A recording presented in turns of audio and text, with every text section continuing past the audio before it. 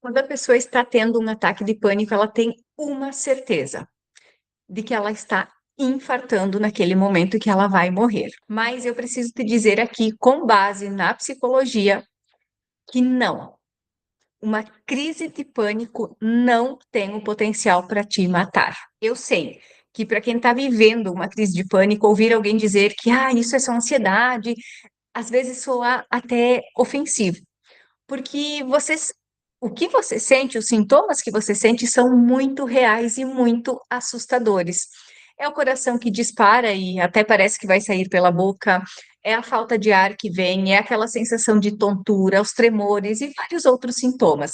E eu ouço muito as pessoas dizendo para mim no consultório que elas tinham a certeza de que elas iriam morrer naquele momento. E sim, eu já tive crises de pânico. E no momento em que eu tive a minha primeira crise de pânico, eu também tinha certeza absoluta de que eu estava infartando, mas eu não estava. E a primeira coisa que eu quero que tu entenda aqui é que, apesar da crise de pânico não ter um potencial para causar dano nenhum no teu corpo, no teu organismo, eu entendo a sensação que você teve e eu entendo o medo que você sentiu, porque a sensação de morte iminente é muito forte e é muito assustador para qualquer pessoa passar por isso, porque o medo que você sente é verdadeiro, o sofrimento que você sente é verdadeiro também.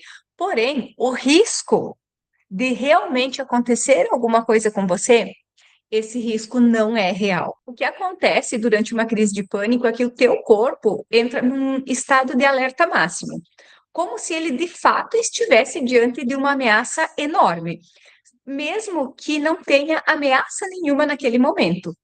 E talvez uma das partes que mais assuste nesse sentido é que muitas vezes a crise acontece do nada, entre aspas, porque não é exatamente do nada que ela vem. No momento da crise, você, na maioria das vezes, não consegue identificar o gatilho para aquela crise.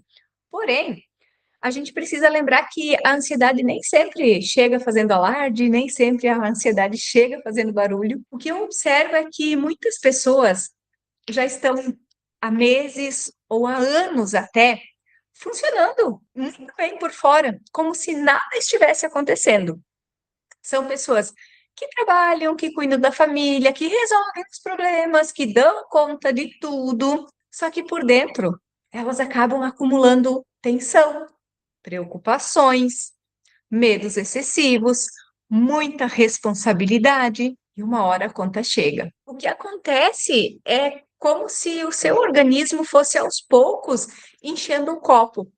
E chega num momento que sim, esse copo vai transbordar. E a crise de pânico é justamente o momento em que esse copo transborda. E para que você entenda isso, eu quero trazer aqui para você uma analogia bem simples. Imagine que a tua casa tem um alarme de incêndio e esse alarme está extremamente sensível. E aí imagina que você está fazendo uma torrada e você queima essa torrada. Imediatamente o alarme dispara. E nesse momento, um barulho ensurdecedor toma conta da sua casa. As luzes piscam e você entra em desespero achando que a casa está pegando fogo. Só que quando você olha ao redor, quando você checa, você percebe que não existe incêndio nenhum. Que na verdade, o problema não está na casa. A casa não está pegando fogo. O problema está no alarme de incêndio da tua casa que está sensível demais. Quando a gente fala da crise de pânico, acontece algo parecido com esse acionamento do alarme da sua casa. Basicamente, o seu cérebro está tentando te proteger.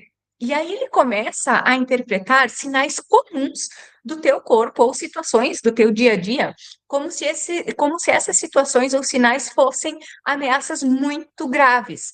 Então, ele dispara o sinal de emergência. E na crise de pânico acontece algo muito parecido com o acionamento desse alarme que está ultrassensível. O seu cérebro, na tentativa de proteger você, começa a interpretar sinais comuns do teu corpo, como o coração acelerar, por exemplo, ou até mesmo situações do teu cotidiano como se fossem ameaças muito graves. E aí ele começa a disparar um sistema de emergência mesmo que não haja perigo real. Nesse momento, em função de todos os sintomas que estão acontecendo sem haver um perigo real, você acredita que você vai morrer, mas na verdade o teu corpo está tentando proteger você de algo que ele acredita que é perigoso, mesmo que esse perigo não exista.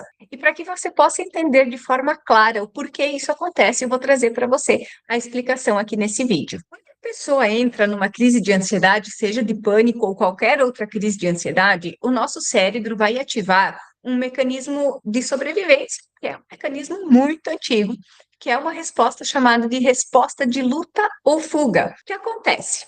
Esse sistema foi criado para situações de perigo real. Imagina lá os nossos ancestrais diante de um animal selvagem. Quando eles se deparavam com esse perigo, o organismo precisava agir muito rápido. Precisava fazer o quê? Lutar ou fugir. Então, o teu coração acelera, mas ele não acelera porque vai parar. Ele acelera porque precisa enviar mais sangue, mais oxigênio para os músculos, preparando o teu corpo para reagir. A respiração vai ficando mais rápida, mas isso não significa que você está sufocando porque a tua respiração está ficando mais rápida. Na verdade, você começa a respirar mais do que precisa.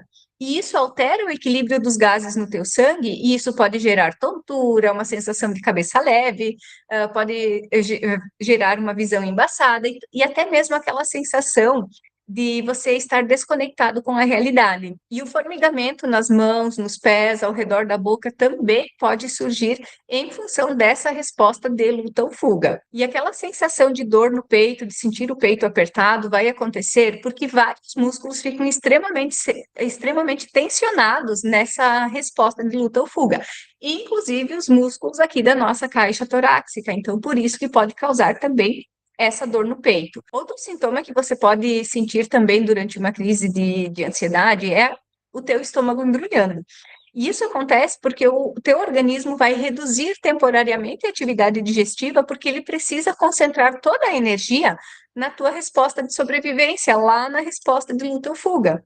Então, percebe, todos esses sintomas que você tem, que você sente, têm uma relação e têm uma explicação fisiológica para esses sintomas. Você não está enlouquecendo, você não está perdendo o controle da tua mente. Nesse momento, o teu sistema nervoso é como se fosse um carro acelerado ao máximo, mas parado em ponto morto.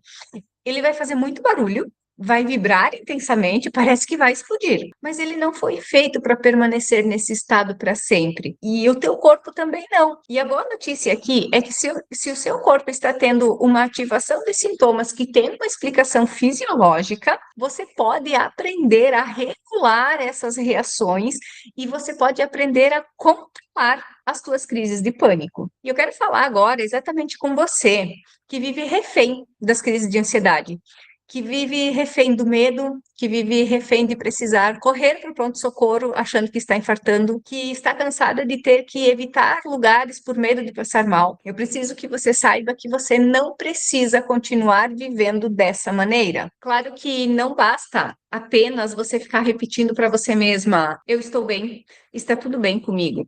Você precisa entender que se o seu sistema nervoso está desregulado, você também precisa aprender novas formas de responder. E é por isso que no meu trabalho clínico eu ensino ferramentas que ajudam a regular esse sistema de forma gradual e segura. E foi a partir dessa experiência clínica e também das minhas experiências com as crises de pânico que eu desenvolvi o método ARM. ARM significa aceita, respira e muda o foco. Aceitar, porque lutar desesperadamente contra os sintomas costuma aumentar ainda mais o medo. Respirar, porque a respiração correta envia uma mensagem de segurança para o seu cérebro. Então, isso ajuda a diminuir a ativação fisiológica. E mudar o foco, porque quando nós aprendemos a direcionar a nossa atenção de uma maneira saudável, nós deixamos de alimentar o ciclo do medo e o ciclo da hipervigilância que acontecem durante e após uma crise de pânico. O objetivo do método ARM não é apenas acabar com a crise, mas é ensinar o seu cérebro a não precisar mais entrar nesse estado de alerta constante.